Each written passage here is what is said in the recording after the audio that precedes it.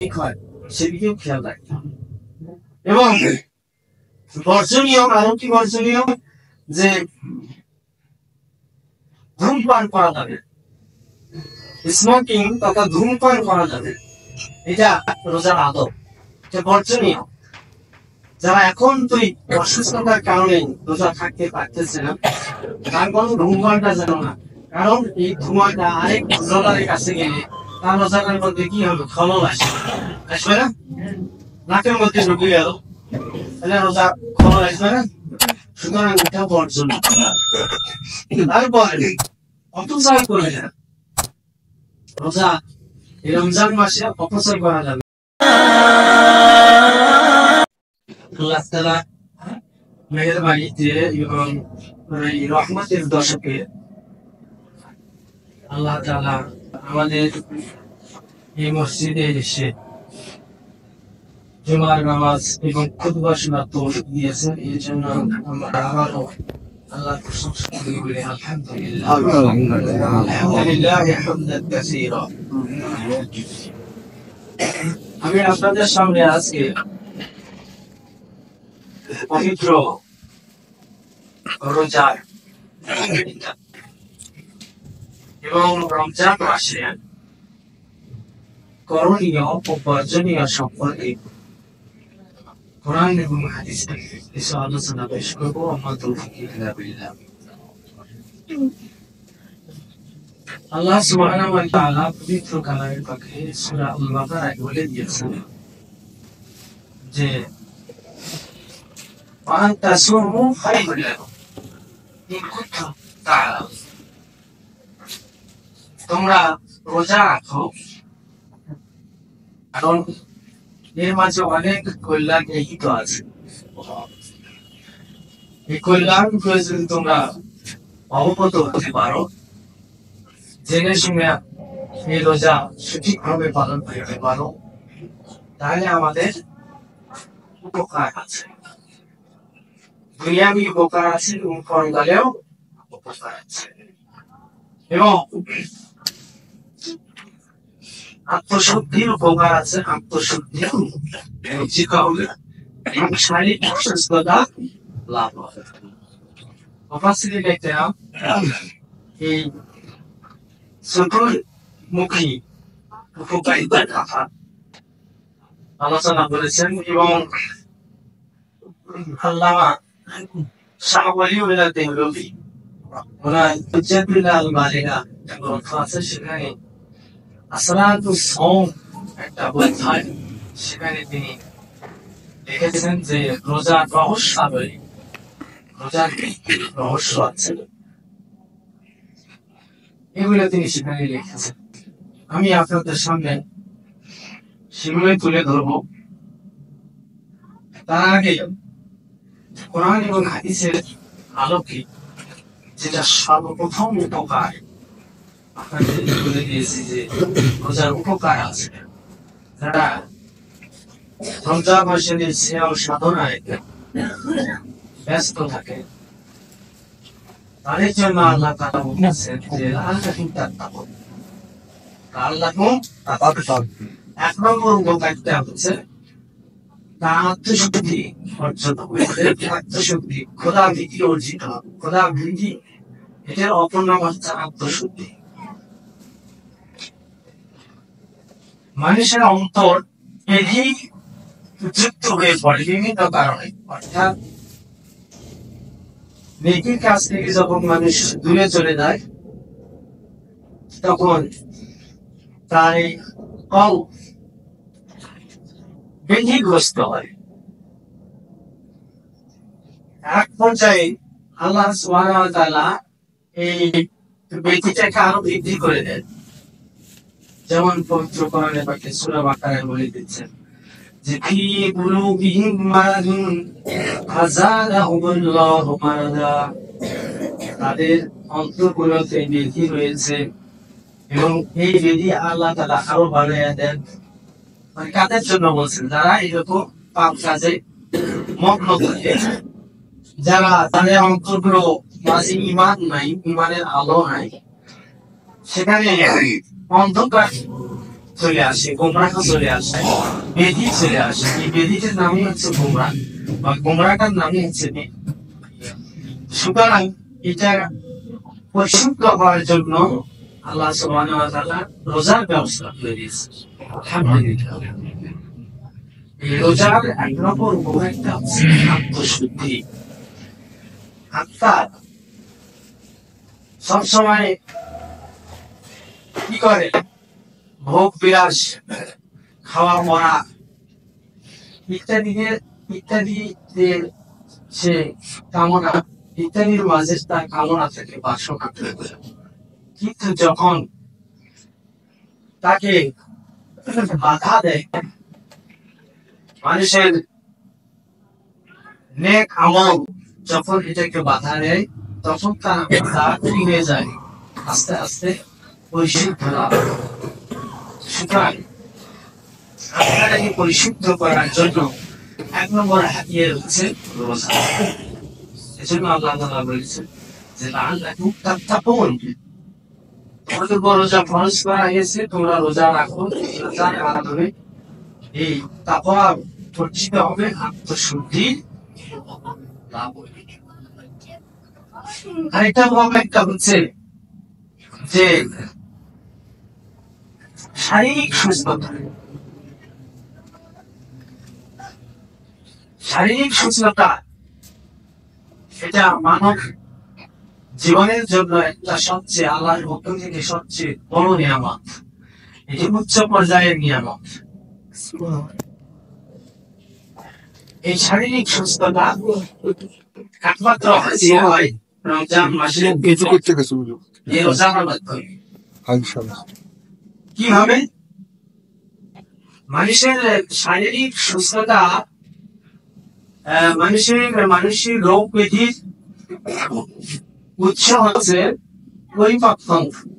মানব থেকে 12টি তন্ত্র আছে, তার মধ্য থেকে প্রধান তন্ত্রই বলা যায় পরিপাকতন্ত্র। এই পরিপাকতন্ত্রটা কয়েকটি অঙ্গ প্রত্যঙ্গ নিয়ে গঠিত হয়।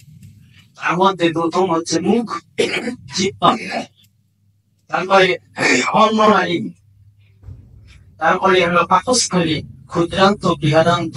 যারা সায়েন্সের ছাত্র তারা বুঝতে পারবেন যে এই যে পরিপাকতন্ত্র কয়েকটি অঙ্গ নিয়ে গঠিত। আর মূলত এই তন্ত্রটাই মানব দেহ পরিচালনার জন্য সবচেয়ে গুরুত্ব বহন করে। এটা যদি অসুস্থ হয়ে যায় পরিপাকতন্ত্র, তখন তার অন্যান্য তন্ত্রগুলো বিকল হয়ে যায়। যেমন অন্যান্য তন্ত্রের মধ্যে রক্ত সঞ্চালন তন্ত্র একটা আছে, হাড়ের সঙ্গে জড়িত। হাড়ে রক্ত কি হয়? সঞ্চালিত হয়, সংকুচিত হয়, আবার সম্প্রসারিত হয়। সেখানে যে রক্ত সঞ্চালন যে তন্ত্র, এটা সবচেয়ে বড় একটা তন্ত্র। এটা শক্তিশালী হবে এই পরিপাকতন্ত্রের মাধ্যমে। মানব দেহে আরো অনেক তন্ত্র আছে, সেগুলো এই পরিপাকতন্ত্রের মাধ্যমে সুগঠিত হয়। আল্লাহ সুবহানাহু ওয়া তাআলা এত দয়ালু দেখেন যে মানুষ হায়াত দিয়েছেন, এই হায়াতটা যাতে সে কার্যকারিতা রাখতে পারে, সবল থাকে, এই জন্য রোজার ব্যবস্থা করে দিয়েছেন। তার আয়ু ঠিকই আছে, কিন্তু অসুস্থ হলে সে কাজ করে শান্তি পাবে। সুতরাং আল্লাহ সুবহানাহু ওয়া তাআলা যে শারীরিক সুস্থতা বলছেন জওয়ান তাসুম খায়রুল লাকুম, এই আয়াতের পরিপ্রেক্ষিতে সবচেয়ে যেটা বড় দেখা যাচ্ছে বিষয় যে মানুষের হলো শারীরিক সুস্থতা। এটা পরিপাকতন্ত্রের উপর নির্ভরশীল। আর এই পরিপাকতন্ত্র কে রেস্ট দেওয়ার জন্য প্রতি জিনিসে কি আছে? একটা রেস্ট আছে। যে কোনো জিনিস অনর্গল চলতে পারে না, আমরা বড় বড় জিম গুলো পরিচালনা করি, সেখানে কি দিতে হয়? রেস্ট দিতে হয়। আমার কন্টিনিউ চলতে পারে না। মানব দেহটা এইভাবে পরিপাকতন্ত্রের মাধ্যমে যেহেতু পরিচালিত হয়, তার একটা রেস্টের প্রয়োজন আছে। সুতরাং এই রেস্টের ব্যবস্থা করে দিয়েছেন আল্লাহ সুবহানাহু ওয়া তাআলা এই রমজান মাসে রোজার মাধ্যমে। এক মাস ব্যাপী যখন নিয়মের উপর পানাহার করবে, নিয়ম তান্ত্রিক ভাবে, তখন এই পরিপাকতন্ত্র কার্যকারিতা অনেক গুণে বৃদ্ধি পায়। মেডিকেল সায়েন্স বলেছে যে অনেক গুণে বৃদ্ধি পায়। এমনকি এক মাসের রেস্টের কারণে সারা বছর 11টি মাস সে কার্য ক্ষম হয়, মানে কার্য ক্ষমতা পেয়ে যায়। তাই এই যে জিনিসটা আমরা নিজের জিনিসটা নিজে বুঝি না, আমরা রোজা থাকি না, তার উপর রোজা ফরজ হয়ে গেছে, অথচ আল্লাহর বিধানে সে কাফারার দায়ী হয়ে গেছে। সে নিজেই বুঝতেছে না যে আমার জন্য সেটা ভালো, রোজাটা যে নিজের জন্য ভালো সেটা বুঝতেছে। সুতরাং এই যে রোজার রহস্য গুলা, এগুলো আমাদের খুঁজে বের করতে হবে। খুঁজে বের করে আমাদের পরিবার, আমাদের ছেলে মেয়েদের এগুলো শিক্ষা দিতে হবে। যে পরিবারের ছোটবেলা থেকে এই রোজার প্রশিক্ষণ আছে, সেই ছেলে মেয়ে বড় হলে তার ছেলে মেয়েদেরকেও এরকম প্রশিক্ষণ দেয়, তাই না? সুতরাং এটা চালু করতে গেলে তেমন কিছু কঠিন কাজ না, একটা ইচ্ছা শক্তির প্রয়োজন। এই ইচ্ছা শক্তি যদি আমরা কাজে লাগাতে পারি, তাহলে আমাদের পরিবার শারীরিক সুস্থতা, মানসিক সুস্থতা, আত্মার পরিশুদ্ধি, এগুলোই হচ্ছে রোজার রহস্য। আল্লাহ সুবহানাহু ওয়া তাআলা এই জন্য আমাদের জন্য এবং উম্মতে মুহাম্মাদের জন্য শুধু নয়, ইতিপূর্বে যত নবী ছিলেন তার উম্মতদেরকেও এই রোজা করার নির্দেশ দিয়েছিলেন, তাই না? শুধু আমাদের জন্য নয়। কুতিবা আলাইকুমুস সিয়াম কামা কুতিবা আলাল লাযিনা মিন ক্বাবলিকুম, এই কল্যাণটা যেন সবাই পায়, সবাই পায় সমহারে। এই জন্য সৃষ্টি লগ্ন থেকে কিয়ামত পর্যন্ত এই রোজার বিধান ছিল, আছে, থাকবে। নবী সাল্লাল্লাহু আলাইহি ওয়াসাল্লাম এই রোজার ফজিলত সম্পর্কে বলে দিয়েছেন, মান সামা রমাদানা ঈমানান ওয়া ইহতিসাবান গুফিরা লাহু মা তাকাদ্দামা মিন যামবিহি। যে ব্যক্তি রমজান মাসে এই রোজা পালন করবেন, তার উপকার হচ্ছে, প্রধান উপকার হচ্ছে তার অতীতের সমস্ত গুনাহগুলো মাফ হয়ে যাবে। সুবহানাল্লাহ, গুনাহগুলো মাফ হয়ে যাবে। এই জন্য আল্লাহ তাআলা পবিত্র কোরআনে বলেছেন যে শাহরু রমাদান আল্লাযী উনজিলা ফীহিল কুরআন, এটা রমজান মাস। কি মাস? রমজান মাস। শব্দের অর্থ হলো জ্বালিয়ে পুড়িয়ে ছারখার করে দাও, নিঃশেষ করে দাও, মুছে ফেলা। তাহলে কিসের মাধ্যমে? সিয়ামের মাধ্যমে, রোজার মাধ্যমে গুনাহগুলোকে মুছে দেয়। নবী করিম সাল্লাল্লাহু আলাইহি ওয়াসাল্লাম বলতেছেন যে ঈমান ওয়া ইহতিসাব, সামা ঈমান ওয়া ইহতিসাব, ঈমানের সহিত এবং সওয়াবের আশায়, অথবা ঈমানের সহিত এবং রোজার যে সিয়াম সাধনাগুলো করে করে, হিসাব করে করে যারা পালন করবে। আমরা হিসাব করে পালন করি না? সাহারি খাই, ঠিক টাইম অনুযায়ী সাহারি খাই, আযানের পূর্ব পর্যন্ত খেয়ে নেই, তারপরে সেখান থেকে হিসাব করি যে কয়টায় আমাদের ইফতার করতে হবে, হিসাব করি ইফতার করলাম, আবার হিসাব করলাম যে তারাবি কখন করতে হবে। এইভাবে একটা সুন্দর সুশৃঙ্খল মাস রমজান মাস। এরকম মাস অন্য মাস এরকম অন্য কোনো মাস নেই, সুশৃঙ্খল একটি মাস। সুতরাং এই যে গনে গনে হিসাব করে করে, এবং ইমান তো আছে আল্লাহর উপরে। কি ইমান আছে? আল্লাহ তাআলা হাদিসে কুদসিতে বলেছেন যে as-সাওমু লি ওয়া আনা আজ-যামি, রোজা আমার জন্য, আর এই খুশিটা আমি নিজ হাত দিয়ে দিয়ে দিব, অথবা ওয়া যাবি, এই রোজার পুরস্কার আমি নিজেই। তাহলে এই যে একটা বিশ্বাস, ইমান, ইমান, আল্লাহ যে সওয়াবের ঘোষণা করেছেন, এর উপর বিশ্বাস রাখতে হবে। বিশ্বাস রেখে সওয়াবের আশায় যেখান থেকে এই রোজা পালন করবে, সঠিকভাবে পালন করবে, তার গুনাহ থাকবে না। তাই গুনাহগুলো জানিয়ে ঘুরিয়ে সাক্ষাৎ করে দেওয়া হবে, তার গুনাহ থাকবে না। সুতরাং রমজান মাসটা হচ্ছে গুনাহ মাফের মাস। সেই এই রমজান মাসের সম্পূর্ণ নিয়ম ঠিক রেখে যখন শাওয়াল মাসে চলে যাবে, ঈদের ভিতরের দিনে চলে যাবে, তখন সে এমন হবে, হাদিস শরীফে আছে যে সে এমন হবে যে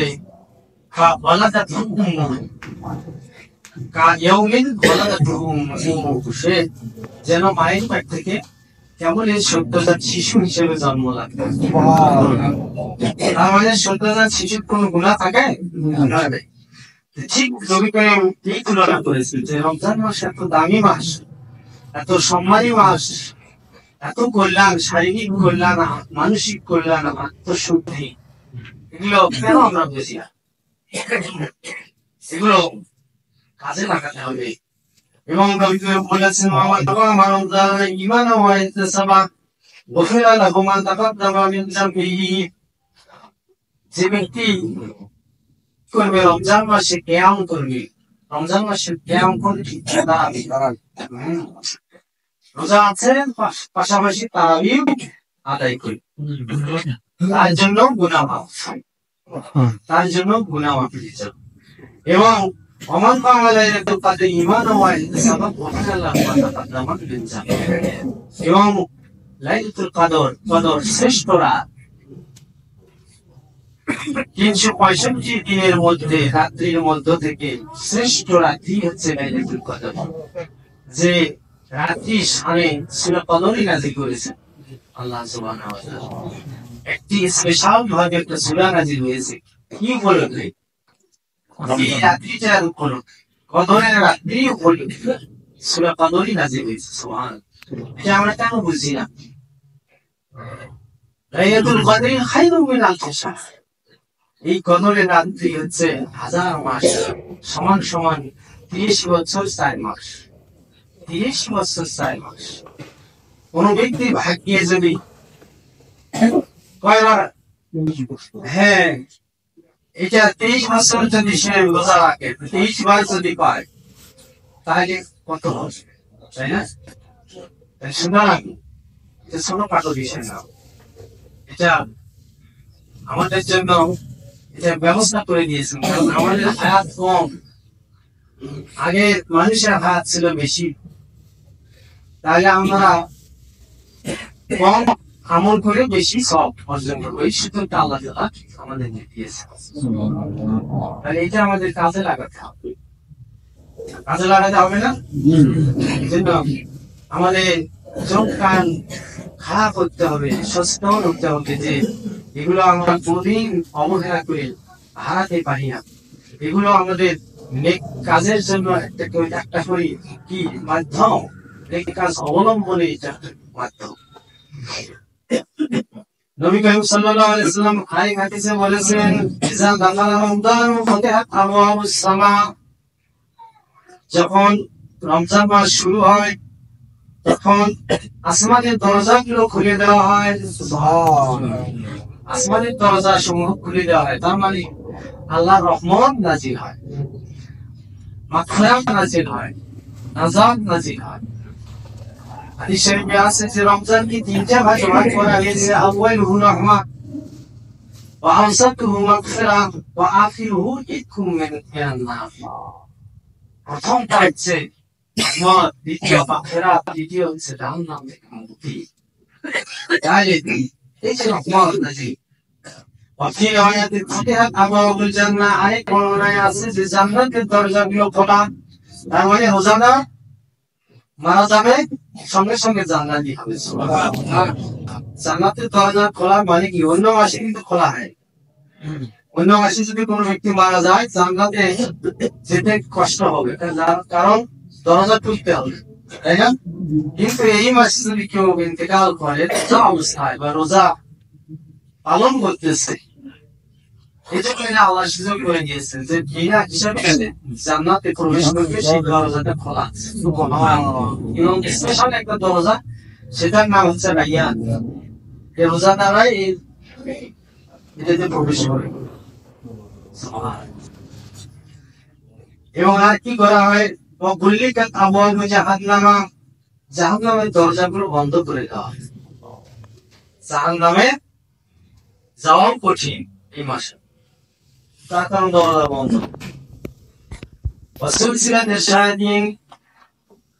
শয়তানকে শৃঙ্খলাবদ্ধ করা হয়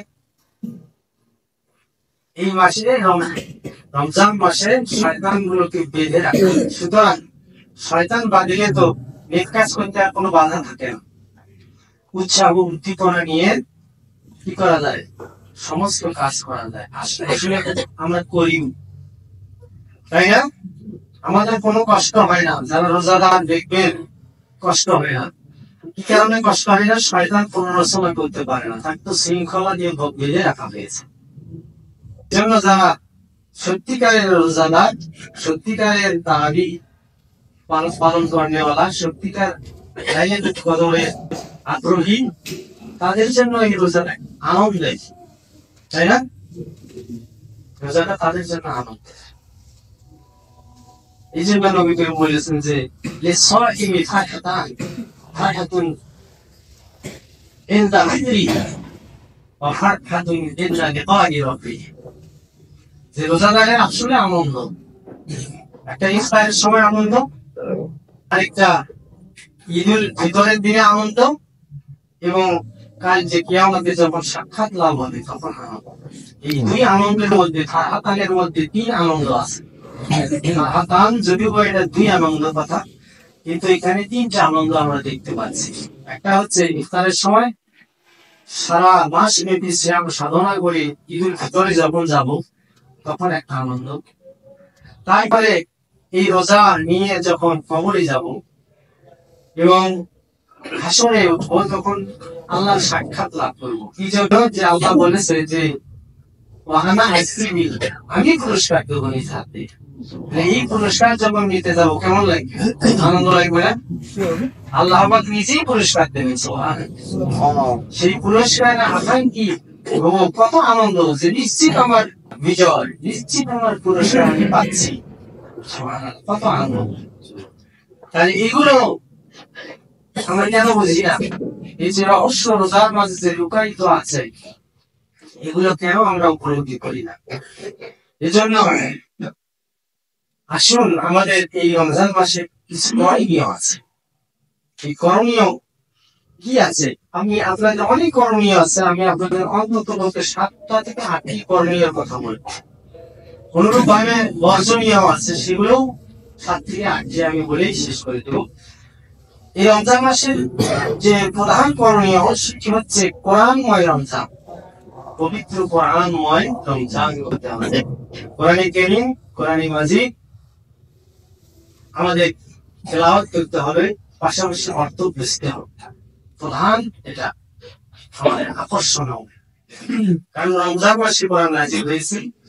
এই কোরআন আমাদের জীবন বিধান, এর মাঝে কি আছে যে আমি কিছু সাথে না বুঝি তাহলে হবে। হাফেজ সাহেবরা শুধু কোরআন শরীফ মুখস্থ করেন, অর্থ বোঝেন না, উহার বিধিবিধান সম্পর্কে জানতে পারবে কি?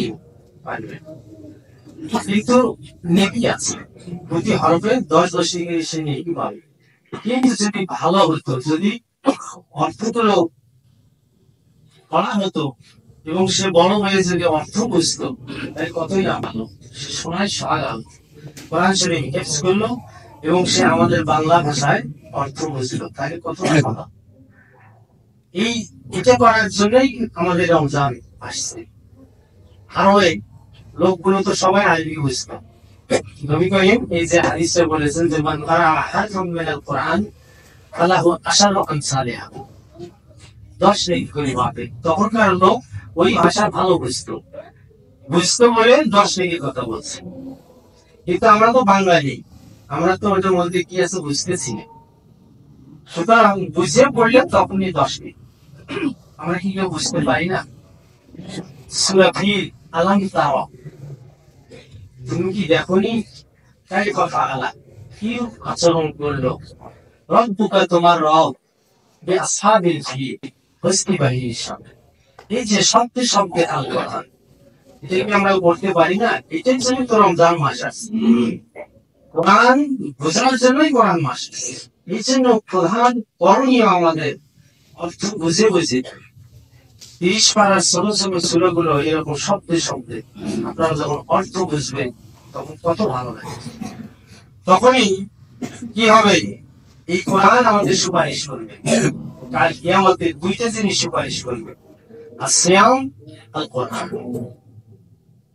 সিয়াম সুপারিশ করবে যে হে আল্লাহ, সে সূর্যাস্ত থেকে সূর্য উদয় থেকে সূর্যাস্ত পর্যন্ত যাবতীয় পানাকার কামাচার পাপাচার থেকে মুক্ত থেকেছে, সে রোজা থেকেছে। সুতরাং আমি তার জন্য সুপারিশ করছি, আমার সুপারিশ গ্রহণ করতে। তখন আল্লাহ তাআলা তার সুপারিশ গ্রহণ করবেন। অনুরূপ কোরআন রমজান মাসের যে এইরকম অর্থ বুঝে যে কোরআন তেলাওয়াত করবে এবং তারাবির নামাজে কোরআন শুনবে, এই কোরআন তখন বলবে যে সে রাত্রিবেলা জেগে জেগে এরকম আমাকে তেলাওয়াত করেছে, সুতরাং আমার সুপারিশ গ্রহণ করা হোক।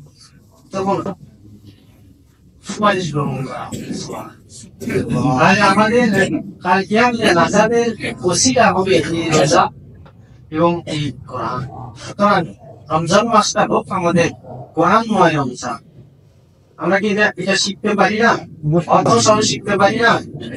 অবশ্যই অর্থ সহ আমরা শিখবো। আল্লাহ তাআলা যেন আমাদের তৌফিক দান করেন। 2 নম্বর কথা হলো যে কোরআন শরীফ পড়ার যে আদব, স্থির ভাবে তাজবিনের সহিত পড়া, কোরআনের আদব। কোরআন তেলাওয়াত করতে গেলে কতগুলো নিয়ম আছে, কায়দা আছে। এই কায়দাগুলো কোনো কারির কাছে আগে বুঝতে হবে, জানতে হবে। এটা কোনো কঠিন কাজ নয়, এটা সহজ তাকনিক। আপনি অঙ্ক শিখবেন 500 টাকা মাস বা তারও বেশি, এখন 1000 টাকা মাস, মাত্র 15 দিন, ঠিক কিনা? অঙ্ক বা ইংরেজি যদি কেউ শিখতে চায়, কিন্তু কোনো হাফিজ সাহেবের কাছে, কারি সাহেবের কাছে এত টাকা লাগবে। আপনি 2 থেকে 300 টাকা দিয়ে এই কোরআন সেই বিশুদ্ধ ভাবে তেলাওয়াতের নিয়মগুলো প্রতি মাসে পড়তে পারবে, মাত্র 300-400 টাকা। এটা সস্তা, অথচ কাজটা হলো মহা, তাই না? দামি জিনিস। তাহলে এটা কেন আমরা করি না? এটা আমরা অবশ্যই করবো। তারপরে করণীয় হচ্ছে যে তারাবির নামাজ আদায় করা। এই তারাবির নামাজে এমন ভাবে আদায় করা যেন তাড়াহুড়া না হয়। তারাবির শব্দের অর্থ হলো আরাম, আরাম আয়েশ করা, বিশ্রাম নেওয়া, দ্রুততার যে বিপরীত, তড়ি ঘড়ির বিপরীত হচ্ছে তারাবি। অথচ আমরা তড়ি ঘড়ি করি, ধীর স্থির করি। তারাবি কেন তারাবি বলা হয়? আসলে এই নামাজটা দীর্ঘক্ষণ পড়তে হবে। এটা তো আমার রাত্রি জাগরণ। বিশ্বনবী এরকম রাত্রি জাগরণে করতে করতে পায়ের পা ফুলে গিয়েছিল। তাহলে আমরা তো তার ছটাকো বলি, তাই না? এই জন্যই তো তারাবি দেওয়া হয়েছে, যে আপনি ধীরে ধীরে দীর্ঘক্ষণ ধরে পড়বেন, 11-12 পর্যন্ত পড়তে থাকবেন, রেস্ট নেবেন, আরাম করবেন। তারা আমরা করে শেষ করে দেওয়া তো এটা না, এটা বৈশিষ্ট্য না। তারাবির বৈশিষ্ট্যই হচ্ছে ধীরে ধীরে দীর্ঘক্ষণ ধরে আদায় করা। আমরা এই শিক্ষাটা নিব তারাবি, অবশ্যই এটা শিখব। তারপরে তৃতীয় শিক্ষা হচ্ছে যে এই রমজান মাসে করণীয় আমাদের যে তাহাজ্জুদের সালাত আদায় করা। এটা আমাদের সুযোগ। আপনি যখনই সাহির করার জন্য উঠবেন, একটু আগে উঠবেন, সময়ের একটু আগে উঠে অবশ্যই এই নামাজ কমসে কম 4 উঠতে হলো 8 রাকাত বা 12 রাকাত পড়তে থাকবেন। তাহাজ্জুদ নামাজের সীমারেখা অনেক, কিন্তু কম, সর্বোচ্চ কম এবং সর্বোচ্চ এগুলোর দিকে খেয়াল করে অবশ্যই এই তাহাজ্জুদ নামাজ আদায় করবে। কারণ আমাদের নবী বৈশিষ্ট্য ছিল তাহাজ্জুদ গুজারি, এবং কোরআনে নির্দেশ দিয়েছেন যে ফাতাহাজ্জাদ বিহি নাফিলাতান লাক আসা আন ইয়াবআসাকা রাব্বুকা মাকামান মাহমুদা। এই তাহাজ্জুদ নামাজ আপনাকে দিতে পারে উচ্চ স্থান। মাকামে মাহমুদ মানে কি? উচ্চ স্থান, প্রশংসিত স্থান। যারা তাহাজ্জুদ গুজার তাদের সম্মান আল্লাহ তাআলা দুনিয়াতেও এইরকম উচ্চ মাকাম দিয়ে দিবে, আখিরাতেও দিয়ে দিবে। হ্যাঁ, তখন আজান হয়। তাহলে সুতরাং এটা একটা গুরুত্বপূর্ণ বিষয়। এটা আমরা অন্য মাসে করতে আমাদের কঠিন হয়, এটা সুযোগ আমরা হারাতে পারি না। ঠিক আছে তো? ইনশাআল্লাহ আমরা তাহাজ্জুদ হারাবো না, তাহাজ্জুদ ধরবো। আরেকটা কাজ কি করবো, করণীয় যে মুক্ত হস্তে দান করুন। মুক্ত হস্তে দান, এখানে দানের মধ্যে অনেক কিছু নিহিত আছে। জাকাত, ফিতরা, সাধারণ দান হয় না। এই রমজান মাস আসলে যারা ধনী ব্যক্তি তারা জাকাতের হিসাব করবে, এখন থেকে হিসাব করবে। হিসাব করে পুঙ্খানুপুঙ্খ ভাবে শতকরা 2.5 টাকা হারে জাকাত দিয়ে দেবে। জাকাত এটা তার উপরে কি ফরজ কাজ, ধনী ব্যক্তির উপরে এটা ফরজ। রোজা যেমন ফরজ, এটাও ফরজ। এটা রমজান মাসে দিলে কি হবে? 70 গুণ সওয়াব বেশি হবে। আর 70 গুণ সওয়াব এই দান করলে হবে। সবকিছু ফিতর দিব আমরা, সেখানেও আমাদের সওয়াব হবে। এবং সাধারণ দান খায়রা বেশি বেশি করে করতে হবে। এটি হচ্ছে করণীয়, রমজানের করণীয়। তারপরে আরো করণীয় আছে যে কদর তালাশ করতে হবে। কদরের রাত্রি তালাশ করতে হবে। নবী করিম বলেছেন তাহারু লাইলাতুল কদরি ফিল বিদরি আখিরি রমাদান। রমজানের শেষের বেজর সংখ্যাগুলো তালাশ করতে বলছেন। যেমন 21 রাত্রি, 23, তারপরে 25, 27, 29, এই যে বেজর রাত্রিগুলোর মাঝে লাইলাতুল কদর নিহিত আছে। সুতরাং এই লাইলাতুল কদরের মর্যাদা লাভ করতে গেলে আমাদের ইতিকাফ করতে হবে। এটা করণীয়, আমাদের করণীয় ইতিকাফ। যখন রোজার 20 রোজা চলে যায়, তারপরে থাকি না আমাদের ইতিকাফে ঢোকা প্রয়োজন। কারণ এই ইতিকাফ ঢোকা মানে কি লাইলাতুল কদর অনুসন্ধান করে। তাহলে এটা আমাদের খেয়ালে রাখতে হবে। এবং নারী ও শিশুদেরকে রোজার উৎসাহ প্রদান। আমাদের পারিবারিক ভাবে নারীরা অর্থাৎ মহিলা মানুষেরা রোজা এমনিতে থাকে, তারা রোজা রাখতে খুব উৎসুক হয়ে ওঠে। কিন্তু পাশাপাশি আমরা শিশুদেরকে যদি রোজা থাকার অভ্যাস করি, সেহরিতে তাকে সাথে নিয়ে যদি সেহরি করতে পারি, তারপরে দীর্ঘক্ষণ অর্থাৎ সম্পূর্ণ না পারলেও অন্তত অর্ধেকের বেশি এইরকম করে তাকে অভ্যস্ত করাতে হবে। তাহলে সে 1-2 বছরের মধ্যে সে রোজা ধরতে সক্ষম হবে। তাহলে এগুলো আমাদের করণীয়। বর্জনীয় কি? বর্জনীয় গুলো সেগুলো জানতে হবে। নবী করিম সাল্লাল্লাহু আলাইহি ওয়াসাল্লাম বলেছেন যে মান লাম ইয়াদা কাওলাল জুর ওয়াল আমালা বিহি ফালাইসা লিল্লাহি হাজা আন ইয়াদা তা'আমাহু ওয়া শারাব। নবী করিম বলেছেন যে ব্যক্তি রোজা থাকলো অথচ মিথ্যা কথা, অনর্থক কাজ এগুলো পরিত্যাগ করলো না, তার এই রোজা থাকায় আল্লাহর কোনো আসে যায় না, সে শুধু উপোস থাকা হবে। তাই রোজা থাকলেন, অনাহার থেকে মুক্ত থাকলেন, কিন্তু যদি খারাপ কাজ, অশ্লীল কাজ, মিথ্যা কথা যদি পরিত্যাগ না করেন, তাহলে রোজা ত্রুটি হয়ে যায়, ত্রুটি যুক্ত হয়ে গেল, রোজা সঠিক হলো না। সুতরাং সেগুলো আমাদের করতে হবে, বর্জন করতে হবে। অবশ্যই বর্জন করতে হবে, মিথ্যা কথা বলা যাবে না। রোজা অবস্থায় মিথ্যা কথা কোনোদিন বলা যাবে না, এবং খারাপ কাজ করা যাবে না, অশ্লীল কাজ করা যাবে না, এগুলো দিকে খেয়াল করতে হবে। তারপর ঝগড়াঝাটি করা যাবে না। আপনাকে খুব খেয়াল রাখতে হবে। ঝগড়াঝাটি হাটে বাজারে দেখা যায়, বাড়িতেও দেখা যায়, গ্রামে গঞ্জে দেখা যায়, রোজা আসলে বেশি রাগা সারা, তাই না? এটা করা যাবে না তো, এটা করাই যাবে না, ঝগড়াঝাটি করাই যাবে না, এটা বর্জনীয়। নবী করিম বলেছেন যে কেউ যদি ঝগড়া লাগাতে চায়, কাছে এসে ঝগড়া লাগাতে ইচ্ছা করে, তুমি বলবে যে আমি রোজা রাখি, আমি তোমার এই কথা জবাব দিতে পারবো। এই যে বিষয়গুলো খেয়াল রাখতে হবে, রমজান মাসে আদৌ খেয়াল রাখতে হবে। এবং কি করা যাবে না, বিলম্বে ইফতার করা যাবে।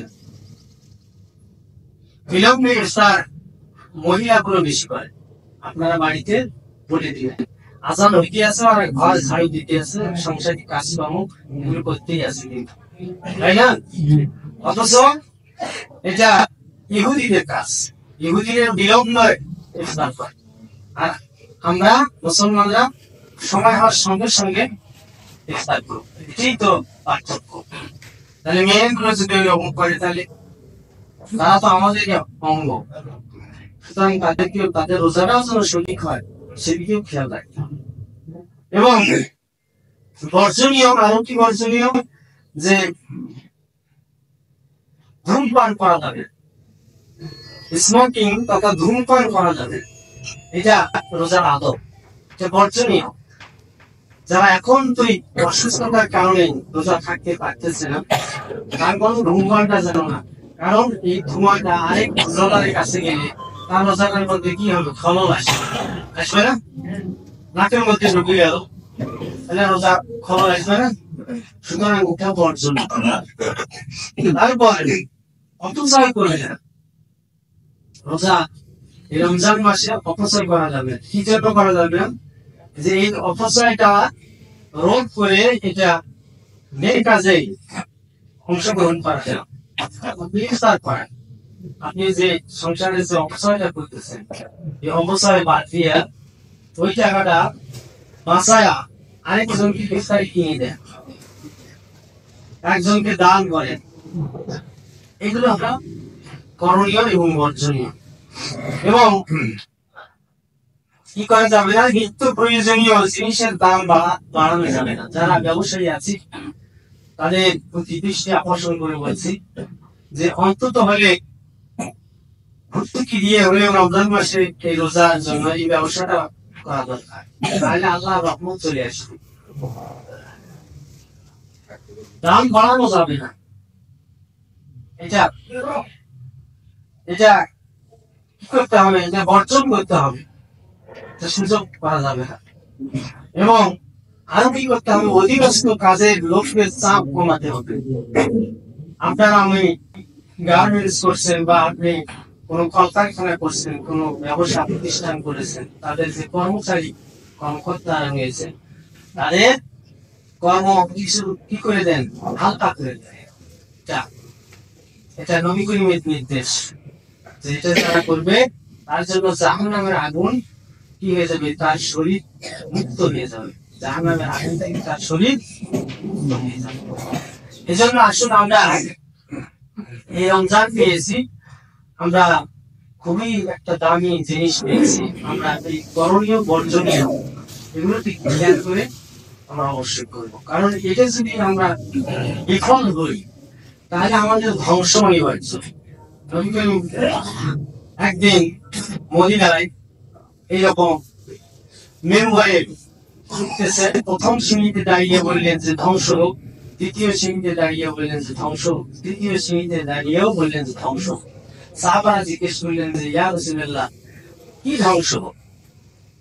নবী করিম বললেন যে এই মাত্র আমার কাছে জিবরাইল এসে বলল যে যার কাছে বৃদ্ধ পিতামাতা আছে অথচ তার সেবা করলো না, তার ধ্বংস হোক। আমিও বললাম ধ্বংস হোক। তাহলে ওই দোয়াটা কবুল হবে না? কবুল হয়ে গেল। তারপর 2 নম্বর 2 শ্রেণীতে বলছে যে আমার নাম শুনলো অথচ কেউ সাল্লাল্লাহু আলাইহি ওয়াসাল্লাম বললো না, তারা ধ্বংস হোক। আমিও বললাম ধ্বংস হোক। জিবরাইলও বলতেছে ধ্বংস হোক, নবী করিমও বলছে ধ্বংস হোক, তার জন্য ধ্বংস। তৃতীয় নম্বরে যে কথাটা বললেন যে রমজান মাস পাইল অথচ রমজানের হক আদায় করলো না, রমজানের রোজা পালন করলো না, তারাবি আদায় করলো না, এক কথায় রোজার মাস ব্যাপী যে শ্যাম সাধনা থেকে বঞ্চিত থাকলো তার জন্য ধ্বংস। নবী করিম বললেন যে আমি, নবী করিম বললেন কি আমি। সুতরাং আমরা কি ধ্বংস হতে চাই? কোনদিন ধ্বংস হতে চাই না। আমরা নেককার বান্দা হতে চাই, আল্লাহর কাছে আত্মশুদ্ধি লাভ করতে চাই। আসুন আমাদের এই রোজা এই আত্মশুদ্ধি এবং আমাদের নেক কাজ বৃদ্ধি করার জন্য এসেছে। একে আমরা যথাযথভাবে মর্যাদা দিয়ে এর করণীয় এবং এর থেকে কি বর্জন করা দরকার এগুলো বর্জন করে মাস ব্যাপী সিয়াম সাধনা শেষ করে দিই। আল্লাহ তাআলা আমাদের সবাইকে যেন তৌফিক দান করেন। আমিন ওয়া আলহামদুলিল্লাহি রাব্বিল আলামিন।